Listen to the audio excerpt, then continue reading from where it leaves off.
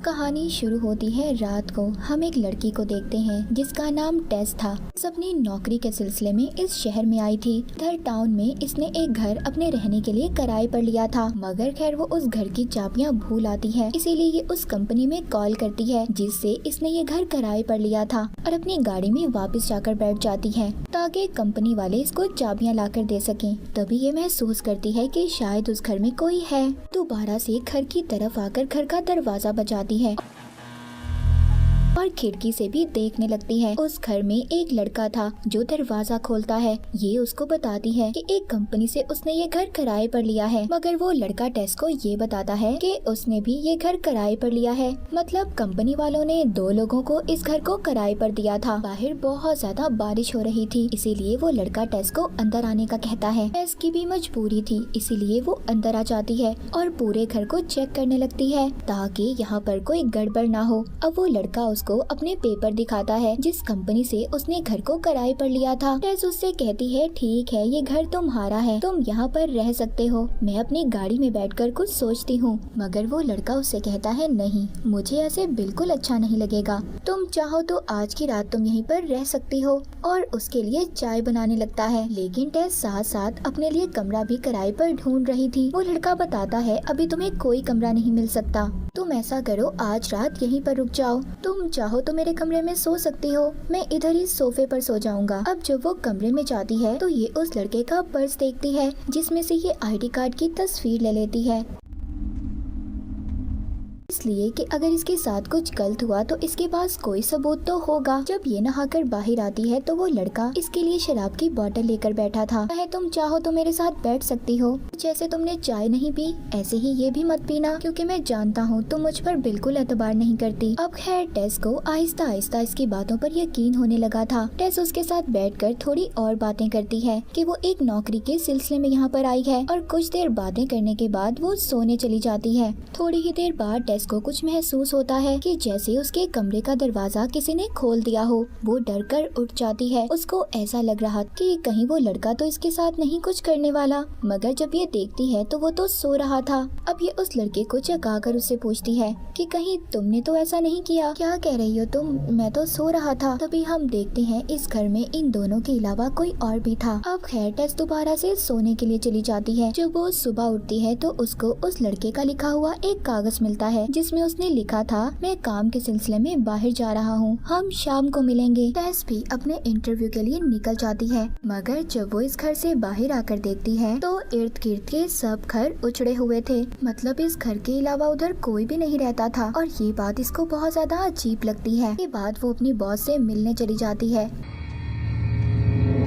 और उसका इंटरव्यू भी बहुत अच्छा हुआ था, यानी कि उसकी अब नौकरी भी लग गई थी। जब उसकी बॉस उससे पूछती है कि तुम कहाँ पर रह रही हो, तो जब वो इस टाउन और घर के बारे में बताती है तो बॉस कहती है वो जगह बिल्कुल अच्छी नहीं है, तुम जल्दी से वहाँ से निकलो। जब टेस अपना इंटरव्यू देकर दोबारा से घर आती है तो अब इसको खुद ही इस जगह से डर लगने लगा था। जब ये घर के अंदर जा रही थी तभी उधर एक आदमी आ जाता है। वो आदमी इसको इस घर में जाने से रोक रहा था, मगर टेस डर कर अंदर आ जाती है। वो आदमी से कह रहा था, देखो मेरी बात मानो, बाहर आ जाओ। ये बहुत ज्यादा डर जाती है और पुलिस को फोन करती है। खुद ही ये घर से जाने का फैसला करती है, अपना सारा सामान पैक करती है। फिर कुछ देर के बाद जब ये थोड़ा सा ठीक होती है तो ये वॉशरूम जाती है। उधर टिश्यू नहीं था। जब ये टिश्यू लेने बेसमेंट में जाती है तो उधर का दरवाजा खुद ब खुद बंद हो गया था और इसका फोन भी बाहर पड़ा था। अब ये उधर से बाहर जाने का रास्ता ढूंढ रही थी, तभी ये उधर दीवार के अंदर एक रस्सी देखती है। जब ये इसको खींचती है तो उधर से एक दरवाजा खुलता है। मतलब इधर एक और खुफिया दरवाजा था। ये अंदर नहीं जाती, जाहिर है इसको डर लग रहा था क्योंकि उधर बहुत अंधेरा था। काफी ज्यादा सोचने के बाद ये बल्ब के नीचे शीशा लगाती है ताकि उसके अक्स से अंदर रोशनी जा सके। अब जब ये अंदर जाती है तो अंदर इसको एक और कमरा मिलता है। उधर एक बेड, कैमरा था और एक बाल्टी भी थी जो खून से गंदी थी। वो ये सब देखकर बहुत ज्यादा परेशान हो जाती है क्योंकि इधर बहुत कुछ अजीब था। लेकिन अब तभी उधर वो लड़का भी आ जाता है। ये उसको खिड़की से आवाज देकर बेसमेंट खोलने का कहती है। अब जब वो आकर बेसमेंट का दरवाजा खोलता है, टेस बहुत ज्यादा डरी हुई थी और घर छोड़कर जाने लगती है। मगर वो लड़का कहता है, आखिर बात क्या है, तुम मुझे सब बता सकती हो। वो उधर उसको कमरे के बारे में बताती है, उधर बेड और कैमरे के बारे में भी। वो कहता है वो बेसमेंट है। अच्छा तुम रुको, मैं चेक करके आता हूँ, मगर तुम इधर ही मेरा इंतजार करना, क्योंकि अगर दोबारा बेसमेंट का दरवाजा बंद हो गया तो हम दोनों ही फंस जाएंगे, इसीलिए तुम बाहर रुको। अब वो अंदर जाता है, मगर जब वो लड़का काफी देर तक वापस नहीं आता, टेस उसको ढूंढने वापस बेसमेंट में जाती है और दरवाजे पर एक कुर्सी लगा देती है ताकि दरवाजा दोबारा से बंद ना हो जाए। जब वो अंदर आती है तो इस बार इसको एक और रास्ता मिलता है, मतलब इस बेसमेंट के अंदर एक और बेसमेंट का रास्ता था। वो डरते डरते उसके अंदर जाती है। उधर उसको उस लड़के की आवाज आ रही थी जो कह रहा था, प्लीज मेरी मदद करो। जब ये जाकर देखती है, उधर लड़का इसको कहता है, इधर कोई और भी है जिसने मुझे काटा है, हमें जल्दी से यहाँ से जाना होगा। तभी अचानक से वहाँ पर एक अजीब सी औरत आती है जो दिखने में बहुत ज्यादा खौफनाक थी और उस लड़के का सर दीवार में मार मार कर उसे मार देती है। इसके बाद हम कहानी में एक्टर लड़के को देखते हैं जो कहीं पर जा रहा था। इसको फोन आता है। फोन पर इसको बताया जो लड़की फिल्म में इसके साथ काम करती थी, उसने इस पर इल्जाम लगाया है कि इसने उसके साथ बदतमीजी की है, इसीलिए इसको कुछ दिन के लिए फिल्म से निकाला जा रहा है। अब ये एक्टर लड़का बहुत ज्यादा परेशान हो गया था। ये अपने मैनेजर के पास जाता है जो इससे कहता है कि ना तो तुम शहर छोड़कर कहीं पर जा सकते हो और ना ही अभी फिलहाल किसी भी फिल्म में काम कर सकते हो, कि उस लड़की ने इसके खिलाफ केस फाइल किया था। अब ये सब बातों से तंग आकर दूर अपने घर में रहने के लिए चला जाता है। कोई और नहीं बल्कि वो ही था जहाँ पर टेस और वो लड़का रहते थे। ये जब उनका सामान देखता है तो ये कंपनी को फोन करके पूछता है, क्या आपने मेरा घर किसी को रहने के लिए दिया था? वो कहते हैं हाँ, कुछ दिन पहले हमने इस घर को किराए पर दिया था। ये कहकर वो फोन बंद कर देते हैं। ये बात काफी अजीब थी। इस घर के मालिक को ही नहीं पता था कि उसका घर किराए पर है। So who the fuck is staying in my house? Phone बंद करने के बाद ये बेसमेंट के दरवाजे को देखता है जिसके आगे कुर्सी रखी हुई थी जो टेस रख कर गई थी। ये उसे हटाकर दरवाजा बंद कर देता है। रात को जब ये शराब पीकर बहुत ज्यादा नशे में था तो ये उस लड़की को सॉरी बोलता है जिसने इस पर केस किया था और फिर सो जाता है। सुबह को ये टेस और उस लड़के का सामान देखता है। अब इसको ये लग रहा था कि शायद बेसमेंट में कुछ है। जब ये बेसमेंट के दरवाजे के पास जाता है तो इसको किसी के चलने की आहट महसूस होती है। ये डर जाता है और फिर एक चाकू और टॉर्च लेकर बेसमेंट के अंदर जाता है जिधर इसको वही शीशा दिखाई देता है जो टेस ने लगाया था। उधर वो कमरा भी जिधर कैमरा और बेड था। ये सब देखकर ये बहुत खुश होता है और बाहर आकर इस घर की लंबाई और चौड़ाई नापने लगता है और सोचता है इस घर में तो इतना बड़ा बेसमेंट है, इस घर को तो मैं बहुत ज्यादा महंगा बेच सकता हूँ। और फिर वापस जाकर उस कमरे की लंबाई और चौड़ाई को नापने लगता है। इसको वो रास्ता भी मिल जाता है जो टेस ने देखा था, जिसे देखकर तो ये और भी ज्यादा खुश होता है जिधर पिंजरे भी रखे हुए थे। जब ये और आगे जाता है तो उधर ये एक और कमरा देखता है जिसमें टीवी पर शो चल रहा था कि छोटे बच्चों को कैसे रखा जाता है। तभी इसको अपनी तरफ कोई चीज आते हुए दिखाई देती है। ये वही औरत थी जिसने टेस के साथ वाले लड़के को मारा था। और अब ये इस एक्टर लड़के को भी एक खुफिया गड्ढे में डाल देती है जिधर टेस इसको संभालती है। जी हाँ, टेस अभी जिंदा थी और इसी बेसमेंट में मौजूद थी। अब हम इस घर की पुरानी कहानी के बारे में जान पाते हैं कि ये सब क्यों हो रहा था। इस घर का जो असल मालिक था उसका नाम फ्रैंक था। अब वो बेबी डिलीवरी का कुछ सामान खरीदता है जिसके बाद वो एक लेडी का पीछा करता हुआ उसके घर चला जाता है ये कहकर कि वो प्लम्बर है। उस लेडी के घर जाकर उसकी खिड़कियाँ खोल देता है। फिर जिसके बाद वो वापस अपने घर आ जाता है तो उसका पड़ोसी उससे कहता है कि मैं ये घर छोड़कर जा रहा हूँ। फ्रैंक कहता है तुम जाओ, मैं कभी भी यहाँ से नहीं जाऊँगा। जब वो घर का लॉक खोलता है उधर बहुत सारी दर्द भरी चीखने की आवाजें थी जो बेसमेंट से आ रही थी।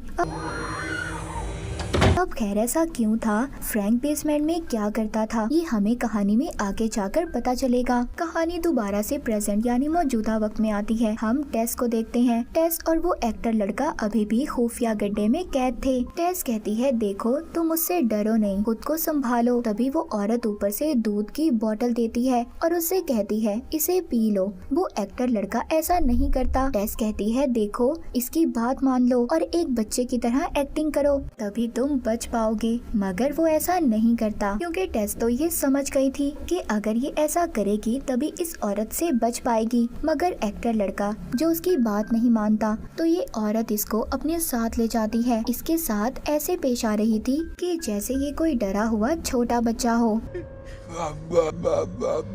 और दरवाजा भी खुला छोड़ गई थी। इसी बात का फायदा उठाकर टेस अब यहाँ से भाग जाती है। वो औरत इसका पीछा कर रही थी, मगर ये उस खुफिया बेसमेंट से बाहर आकर दूसरी बेसमेंट से खिड़की तोड़कर बाहर निकलने की कोशिश करती है। तो इसकी मदद वही आदमी करता है जिसने इसको पहली मर्तबा इस घर में जाने से रोका था।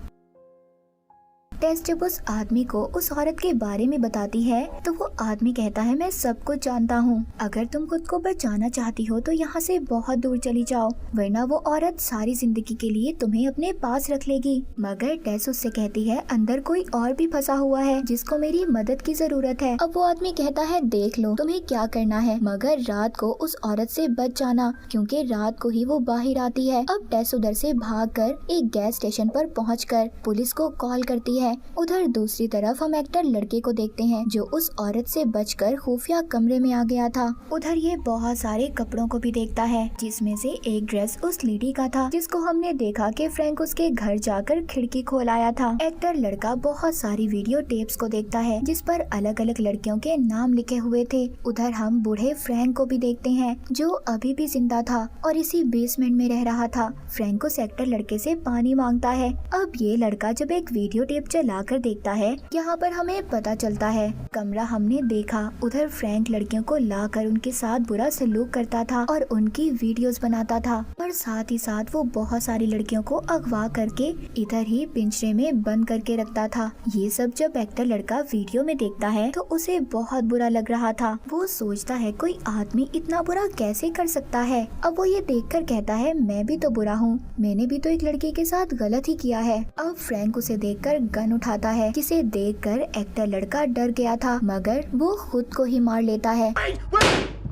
उधर दूसरी तरफ टेस की बातों को पुलिस सीरियस नहीं ले रही थी। वो समझते हैं कि ये लड़की पागल है और हमसे झूठ बोल रही है। पुलिस वाले यहाँ से चले जाते हैं। अब टेस खुद ही घर की खिड़की तोड़कर अपनी गाड़ी की चाबियां लाती है। जब वो यहाँ से जाने लगती है तभी वो औरत उसकी गाड़ी के सामने आकर खड़ी हो जाती है और इसे पकड़ने की कोशिश करती है, मगर टेस इसको गाड़ी से मारकर बेहोश करके खुद बेसमेंट के अंदर एक्टर लड़के को बचाने जाती है। तभी वो भी बाहर आ रहा था और डर से वो फ्रैंक की गन टेस पर चला देता है, ये समझकर कि उसके सामने वो ही पागल औरत है। वो टेस को संभालकर बाहर लाता है। तभी वो आदमी भी उधर था जिसने टेस को इस घर में जाने से रोका था। वो इन्हें अपने साथ ले जाता है। अब ये उससे पूछते हैं कि आखिरकार ये औरत है कौन और हमसे क्या चाहती है। वो आदमी बताता है ये औरत 40 साल से इस घर में है, मगर एक्टर लड़का कहता है ऐसा कैसे हो सकता है, ये घर तो मेरा है। वो आदमी कहता है कागजात के मुताबिक ये घर तुम्हारा होगा,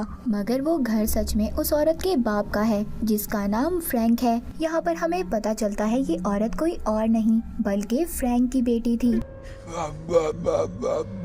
और फ्रैंक जो कुछ भी लड़कियों के साथ करता था उन्हें यहाँ पर लाकर उनसे बच्चे पैदा करवाता था। ये औरत इसके कामों का एक भयानक रूप था जो फ्रैंक की सजा थी, क्योंकि उस वक्त फ्रैंक की बेटी बहुत छोटी बच्ची थी और ये सजा फ्रैंक को अपनी बेटी के रूप में मिली थी। ये सब जानने के बाद ये दोनों बहुत हैरान थे। एक्टर लड़का टेस से कहता है कि मुझे तुम्हें हॉस्पिटल लेकर जाना होगा, लेकिन वो आदमी कहता है अभी नहीं। वो पागल और भयानक औरत हर जगह घूम रही होगी पर वो यहाँ पर नहीं आएगी, मगर वो औरत यहाँ पर भी आ जाती है और इस आदमी को मार देती है। ये उससे बचकर पानी के टैंक पर चढ़ गए थे, मगर एक्टर लड़के के हाथ में जो गन थी वो नीचे गिर जाती है। अब जैसे ही ये औरत इनकी तरफ बढ़ती है ये टेस को नीचे फेंक देता है ताकि इसकी जान बच जाए, मगर वो औरत भी टेस के पीछे छलांग लगा देती है क्योंकि ये इसको अपनी बेटी समझ रही थी। पर ये दोनों बेहोश हो जाती हैं। एक्टर लड़का जब इनके पास आता है तो समझता है कि ये मर गई, मगर टेस अभी भी जिंदा थी। ये जब उसे दोबारा से बचाने की कोशिश करता है तो पीछे से वो औरत भी जिंदा हो जाती है और इस लड़के का सर फाड़कर इसे मार देती है। और फिर वो टेस को प्यार करने लगती है। उसे देखकर ऐसा लग रहा था कि जैसे एक माँ अपने छोटे बच्चे से प्यार करती है, पर कहीं ना कहीं पर वो औरत टेस से ये कह रही थी कि वो उसे मार दे, क्योंकि आज जो कुछ भी उसके साथ हो रहा था उसके डैड फ्रैंक के बुरे कामों का नतीजा था। टेस उसको मारना तो नहीं चाहती थी, पर वो ये सोचती है कि अगर उसने इसे ना मारा तो इसकी जिंदगी और भी ज्यादा बुरी हो जाएगी। इसीलिए वो इस औरत पर गोली चलाकर इसे मार देती है और फिर ये टाउन छोड़कर चली जाती है। और इसी के साथ ये मूवी यहीं पर खत्म हो जाती है।